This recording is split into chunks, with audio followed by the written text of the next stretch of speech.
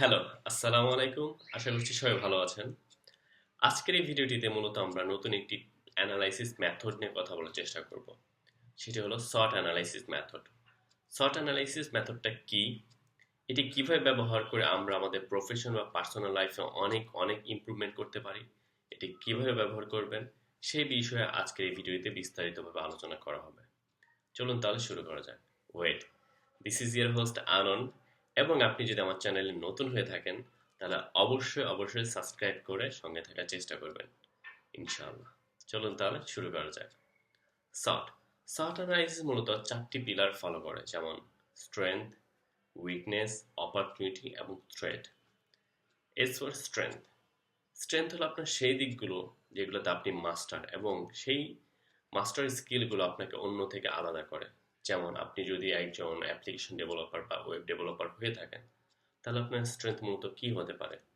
যেমন হচ্ছে আপনার প্রবলেম সলভিং স্কিল থাকতে পারে, তারপর হচ্ছে আপনার কনসিস্টেন্সি থাকতে পারে, আপনার ধৈর্য থাকতে পারে, আপনি ক্লায়েন্টের রিকোয়ারমেন্টগুলো বুঝতে পারেন, বা কাস্টমারের বা হচ্ছে আপনার ইউজারের রিকোয়ারমেন্টগুলো বুঝতে পারেন। সেই অনুযায়ী তখন আপনি আপনার প্রবলেমগুলো সলভ করতে পারেন। তারপর হচ্ছে উইকনেস। অ্যাজ এ ডেভেলপার আপনার উইকনেসগুলো মূলত বেসিক হতে পারে, যেমন হচ্ছে আপনি পাবলিক স্পিকিংয়ে খুবই নার্ভাস বা খুবই বাজে, বা হচ্ছে আপনার গ্রুপ ডিসকাশনগুলোতে আপনি আপনার মতামত বা কনসার্ন শেয়ার করতে ভয় পান। তারপর হচ্ছে আপনার কমিউনিকেশন বিল্ড আপ করতে আপনি খুবই ভয় পান, কারণ মানুষের উপর ট্রাস্টনেসটা থাকে না actually. Usually communication build up করার জন্য মূলত আপনার ট্রাস্টটা খুব বেশি জরুরি। তারপর হচ্ছে আপনার অপরচুনিটি। সো আপনার যেই সাইটগুলোতে আপনার ল্যাক অফ ইমপ্রুভমেন্ট আছে, বা যেই সাইটগুলো আপনি আপনার ইমপ্রুভমেন্ট করার স্কোপ আছে, সেই সাইটগুলোতে আপনি অ্যাজ এ অপরচুনিটি দেখতে পারেন। যেমন হচ্ছে আপনার যদি পাবলিক স্পিকিংয়ে হচ্ছে নার্ভাসনেস থাকে, তাহলে আপনি প্রতিদিন আয়নার সামনে দাঁড়িয়ে মিনিমাম 4 থেকে 5 মিনিট নিজের সাথে কথা বলতে পারেন, এবং সেটা অবশ্যই কনসিস্টেন্সি করা উচিত। তারপর হচ্ছে নেটওয়ার্ক বিল্ড আপের ক্ষেত্রে, যেমন নেটওয়ার্ক বিল্ড আপের ক্ষেত্রে আপনি আপনার পরিচিত বড় ভাই বা কলিগদের সাথে শুরুতেই নিজে থেকে কথা বলতে শুরু করতে পারেন। আস্তে আস্তে এভাবে আপনি আপনার অপরচুনিটিগুলোকে কাজে লাগাতে পারেন। তারপর হচ্ছে আসি মূলত ফাইনালি থ্রেড সাপোজ কেউ একজন অ্যাপ্লিকেশন ডেভেলপার বা ওয়েব ডেভেলপার হতে চাচ্ছে, তাহলে তার থ্রেডগুলো কি কি হতে পারে? তাহলে তার থ্রেডগুলো হতে পারে ফান্ডামেন্টাল, অবশ্যই বেসিক ক্লিয়ার থাকতে হবে। তারপর হচ্ছে আপনার কনসিস্টেন্সি থাকতে হবে, লেগে থাকার অভ্যাস থাকতে হবে, কমিউনিকেশন বিল্ড আপ করার অভ্যাস থাকতে হবে, প্রবলেম সলভিং এর স্কিল থাকতে হবে। এগুলোতে হচ্ছে মূলত আপনার থ্রেড হিসেবে কাউন্ট হতে পারে। এবং হচ্ছে লার্নিং মেথডটা হচ্ছে খুব বেশি ইম্পর্টেন্ট।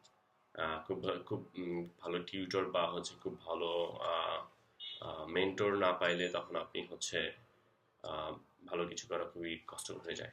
সো এইসব বিষয়গুলো থ্রেড বা হচ্ছে বাধাগুলোর সম্মুখীন করে আপনি যখন হচ্ছে ভালো কিছু করতে পারবেন, তাহলে আপনি ভালো কিছু করা পসিবল। সো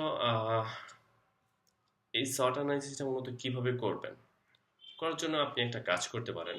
একটা পেপার নিলেন, একটা হোয়াইট পেপারের মধ্যে হচ্ছে লেখা শুরু করুন। অবভিয়াসলি পেন অ্যান্ড পেপারে লেখা শুরু করবেন, কারণ এখানে থাকলে অ্যাকচুয়ালি আপনি কখনোই ইমপ্লিমেন্ট করতে পারবেন না, বা সেই প্রবলেমটা কখনোই সলভ করা খুবই কষ্ট হয়ে যাবে। সো অবশ্যই খাতা কলম নিয়ে বসে পড়ুন।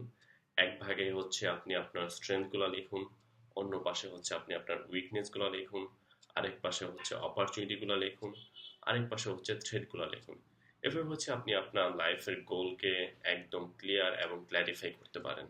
এবং এই মেথডটা বা অ্যানালিসিসটা ফলো করলে আপনি আপনার লাইফে গোল খুব সহজেই হচ্ছে অ্যাচিভ করতে পারবেন।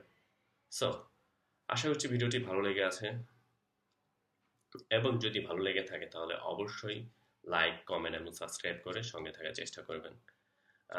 নেক্সট কোনো ভিডিওতে আবার নতুন কোনো কিছু নিয়ে কথা বলার চেষ্টা হবে ইনশাল্লাহ। সে পর্যন্ত ভালো থাকুন এবং সঙ্গে থাকবেন। Stay safe, stay with me. আল্লাহ হাফেজ।